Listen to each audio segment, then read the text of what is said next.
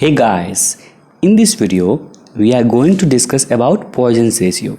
तो सबसे पहले देख लेते हैं कि स्ट्रेन क्या होता है। हम लोग जानते हैं क्या होता है strain, change in length of a body to the original length, इसे कहते हैं हम स्ट्रेन कहते हैं इसी को, change in length to the original length. अब यदि ये मेरा बॉडी है, इसमें पी फोर्स लग रहा है, टेंसाइल फोर्स लग रहा है, तो क्या ये टेंसाइल फोर्स लगी है, इसमें खिंचाव आएगा तो ये लंबा हो जाएगा। यदि इसका लेंथ एल था तो ये क्या है, एल प्लस डेल एल हो जाएगा। तो इसका क्या हो जाएगा, तो स्ट्रेन को हम इसे डिनोट करते हैं एप्सिलॉन से, तो स्ट्रेन इक्वल टू हो जाएगा डेल एल बाई एल। ये हो गया हमारा स्ट्रेन। अब स्ट्रेन को हम लोग दो भाग में डिवाइड करते हैं, लॉन्गिट्यूडिनल स्ट्रेन और लैटरल स्ट्रेन। लॉन्गिट्यूडिनल हो गया और लैटरल हो गया, ठीक है। अब लॉन्गिट्यूडिनल स्ट्रेन क्या होता है, change in the length of the body in the direction of force applied, ये important चीज़ है, in the direction of force applied to the original length।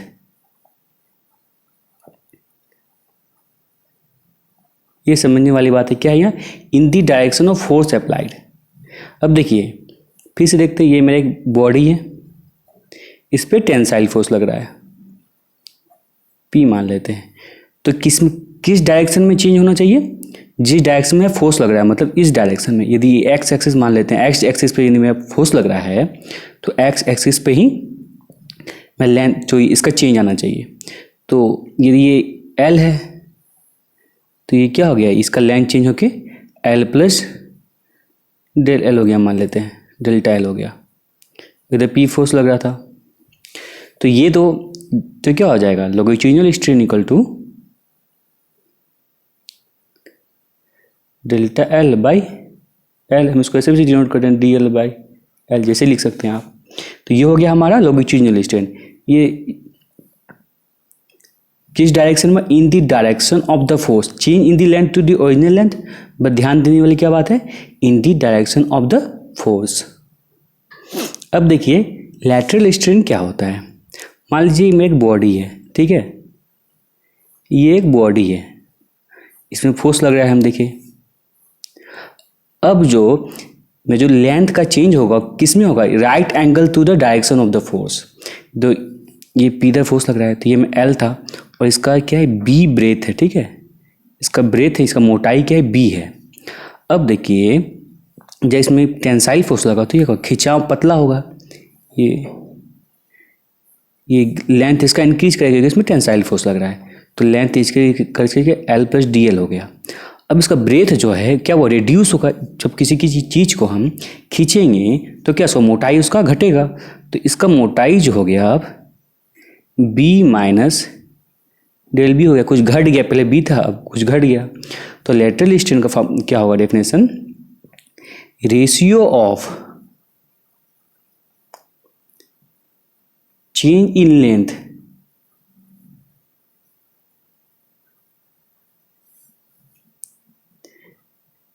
right angle to the applied force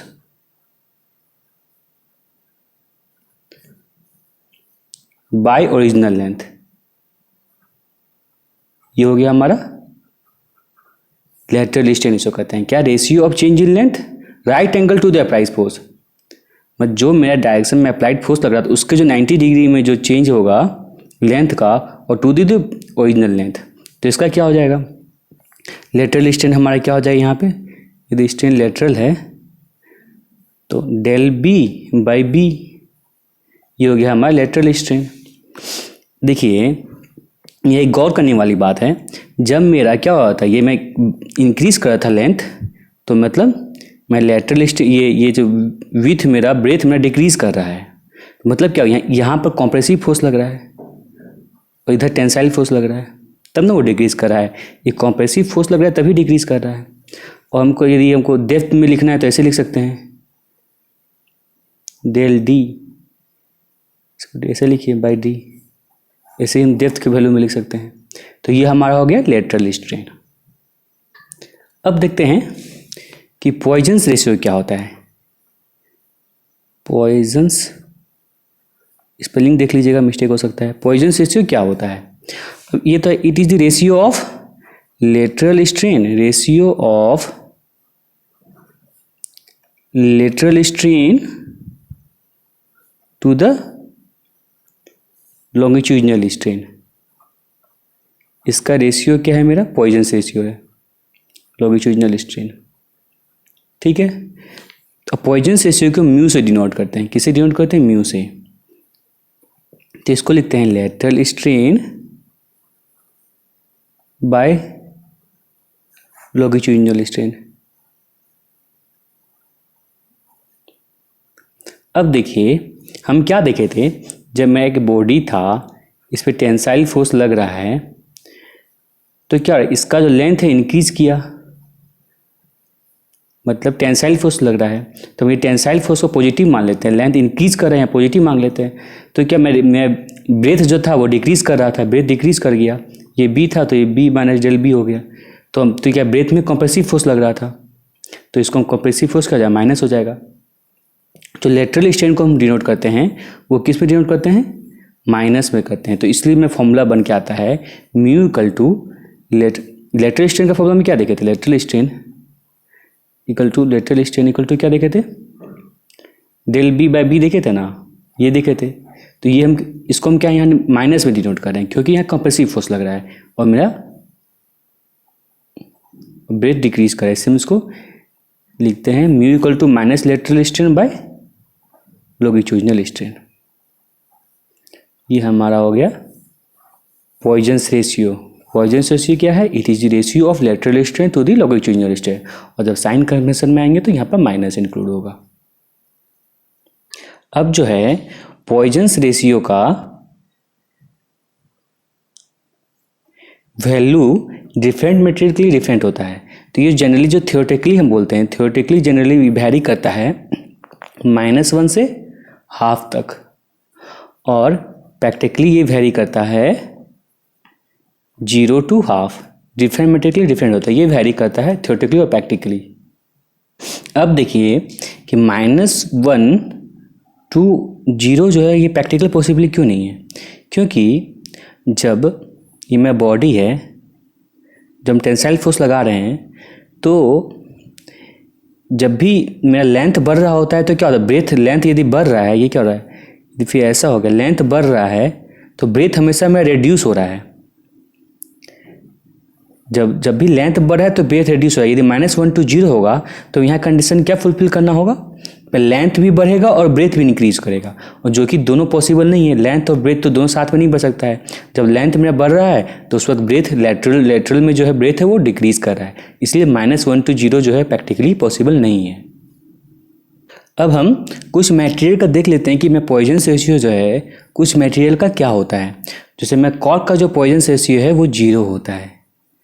concrete का poisons ratio जो very करता है 0.1 to 0.2, और rubber, paraffin और wax इस सब का जो पॉइजन्स रेशियो होता है अबाउट 0.5 होता है।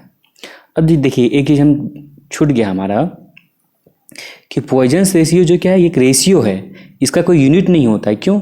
कि lateral strain by longitudinal strain हुआ। तो स्ट्रेन का तो हमारा क्या था? स्ट्रेन का तो वैसे यूनिट नहीं होता है, क्योंकि DL/L हो गया तो मीटर बाय मीटर मान लीजिए है तो कट गया। तो इसलिए no unit by no unit equal to no unit. Poisson's ratio का कोई यूनिट नहीं होता है। सो कॉक का क्या हो गया? 0 यूनिट हो गया। कॉन्क्रीट का 0.1 से 0.2 तक वैरी करता है। रबर, पैराफिन, वैक्स का अबाउट 0.5 होता है। तो हम क्या देखें इस वीडियो में? रिकॉल कर लेते हैं। स्ट्रेन देखे, फिर देखे स्ट्रेन के बाद वो 2 टाइप्स देखे, लॉन्गिट्यूडिनल और लेटरल स्ट्रेन। फिर उसके बाद पॉइजन्स रेशियो देखे, और उसके बाद मटेरियल, और ये तीनों मटेरियल देखे, उसका पॉइजन्स रेशियो का वैल्यू क्या होता है। तो धन्यवाद ये वीडियो देखने के लिए।